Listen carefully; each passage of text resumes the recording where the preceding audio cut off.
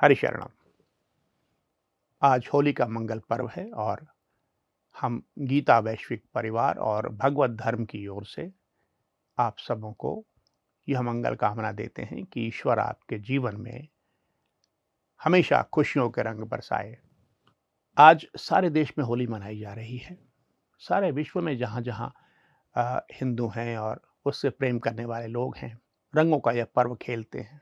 लेकिन इन रंगों के उत्सव के बीच में जो सबसे महत्वपूर्ण बात है वो शायद उभर कर नहीं आ पाती। मैं आज आप पर थोड़ी सी चर्चा उस विषय पर भी करूंगा। होली क्यों मनाते हैं? होलिका दहन क्यों करते हैं?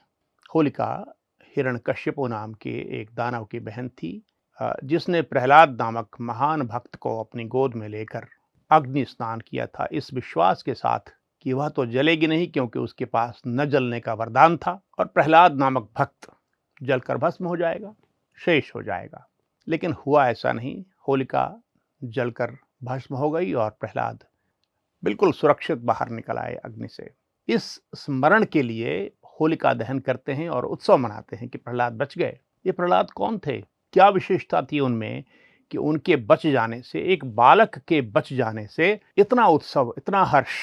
यह समझने के लिए हमें भगवान नारायण, उनके अवतार भगवान नृसिंह और प्रहलाद के विषय में समझना पड़ेगा। मैं लंबी कथा नहीं कहना चाहता, आज कभी और कहूंगा। आज मैं ये बताना चाहता हूं कि प्रहलाद एक बालक जरूर थे और एक अत्यंत निकृष्ट व्यक्ति के यहाँ पैदा हुए थे, जिसका नाम था हिरण्यकशिपु। वह दानव था। दानव मतलब कोई सींगे नहीं थी उसकी, था तो मनुष्य ही, लेकिन उसमें आसुरी प्रवृत्तियां बहुत थीं। बहुत अहंकारी था, अपने आप को कहता था कि मुझे ईश्वर कहो, मेरी पूजा करो, किसी दूसरे देवता की पूजा नहीं होगी पूरे राज्य में उसके। और जो करते थे उनको दंडित करता था, हत्या करवा देता था उनकी। भय से आतंकित थी प्रजा। उस माहौल में एक बालक पैदा होता है जो लगातार भगवान नारायण का स्मरण करता है, उन्हीं का नाम जपता है, नारायण नारायण नारायण नारायण। अपना भोजन, अपना पेय, अपना प्रत्येक क्षण, अपना सारा अस्तित्व भगवान नारायण को समर्पित करता है और किसी देवी देवता को याद नहीं करता। वो अनन्य भाव से भजता है। अनन्य भाव का मतलब यही था, एक का भजन करना, दूसरे को आदर देना दूर से, किंतु उसके निकट न जाना। तो भगवान नारायण की अनन्य भक्ति करता था वो। और यही बात हिरण्यकशिपु को पसंद नहीं आती थी। उसने बहुत प्रयास किया कि वो नारायण को भूल जाए और उनकी पूजा करे ईश्वर के रूप में। यह संभव नहीं हो पाया। अंत में उसने चिढ़कर सारे प्रयत्न किए। इतना बड़ा असुर था, अपने पुत्र को मारने का प्रयास हाथी से चलवाया, उसकी मृत्यु नहीं हुई। पहाड़ से गिरवाया, उसकी मृत्यु नहीं हुई। समुद्र में डलवाया, उसकी मृत्यु नहीं हुई। वो बिल्कुल सुरक्षित निकल आया हर चीज से। तो विष दिलवाया, उससे भी उसकी मृत्यु नहीं हुई। तब अंत में उसने ये निश्चय किया कि मैं स्वयं इसकी हत्या करता हूं। वो पहुंचा, उसके महल में प्रहलाद थे और वो था, और उसने कहा कि आज मैं तुम्हारी हत्या कर दूंगा, तुम मेरी बात नहीं सुनते, नारायण नारायण करते रहते हो, तो लो देखता हूं तुम्हारा नारायण तुम्हें कैसे बचाता है। कहते हो वो कण कण में है, देखता हूं कहां से आता है वो तुम्हारी रक्षा करने के लिए, किस कण से निकलता है। तो प्रहलाद जी ने कहा कि हे प्रभु, नारायण सर्वत्र हैं, ईश्वर सर्वत्र हैं, कण कण में हैं। तो उसने गुस्से में यह दुस्साहस देखकर खंभे में घूंसा मारा। इतना बलवान था कि वह पत्थर का खंभा टूटकर खंड खंड हो गया और उसमें से एक शेर जैसा जीव निकला।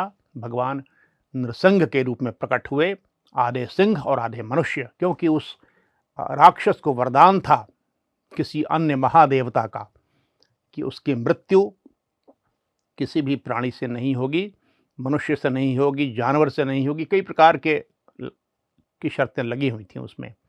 इसीलिए भगवान नारायण ने एक ऐसा रूप लिया जो वरदान के विरुद्ध भी नहीं हो और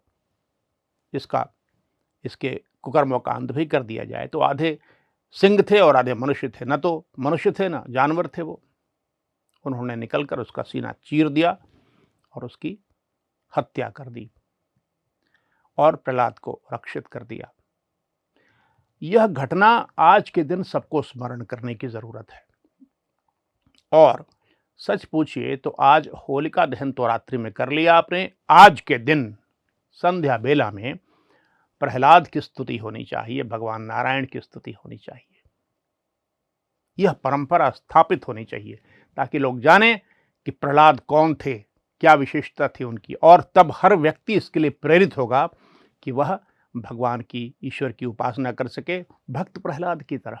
भगवद गीता में अनेक श्लोक हैं जो ये बताते हैं कि जो व्यक्ति भगवान के अनन्य आश्रय में, अनन्य शरण में आ जाता है, अनन्य भाव से भजन करता है। अनन्य का मतलब होता है किसी और का नहीं, देवी देवताओं का नहीं, सिर्फ ईश्वर का। देवी देवताओं को प्रणाम करना उचित है, किंतु भगवान की उपासना एक की ही करनी है, और भगवान की, तो इसका संदेश जाना चाहिए। बाकी की पूजा हो सकती है, अवसरों पर विशेष पूजा हो सकती है, लेकिन समर्पण सिर्फ एक ईश्वर के प्रति, और दो बाकी देवी देवताओं से कुछ भी नहीं मांगना, जो मांगना ईश्वर से मांगना। तो यह सर्वोच्च मार्ग है। भगवान कहते हैं, अनन्याश्चिन्तयन्तो मां ये जनाः पर्युपासते तेषां नित्याभियुक्तानां योगक्षेमं वहाम्यहम्। जो अनन्य भाव से मेरा चिंतन करते हैं, उनके कुशल क्षेम, योगक्षेम की रक्षा मैं स्वयं करता हूँ। योग का मतलब जो प्राप्त है उसकी रक्षा, और क्षेम का मतलब जो नहीं प्राप्त है उसे मैं प्राप्त करा देता हूँ। लेकिन अनन्यता जरूरी है, भगवान में अनन्यता। ऐसे ही भगवान गीता में कहते हैं, सर्वधर्मान् परित्यज्य मामेकं शरणं व्रज अहम त्वा सर्व पापेभ्यो मोक्षयिष्यामि मा शुचः। सभी धर्मों को छोड़कर मेरी शरण में आ जाओ, यानी सभी सामान्य और मध्यम कोटि के धर्मों को छोड़कर सर्वोच्च धर्म की शरण में आ जाओ। अहं त्वा सर्व पापेभ्यो मोक्षयिष्यामि मा शुचः। मैं तुम्हें सभी पापों से मुक्त कर दूंगा, चिंता न करो, शोक न करो।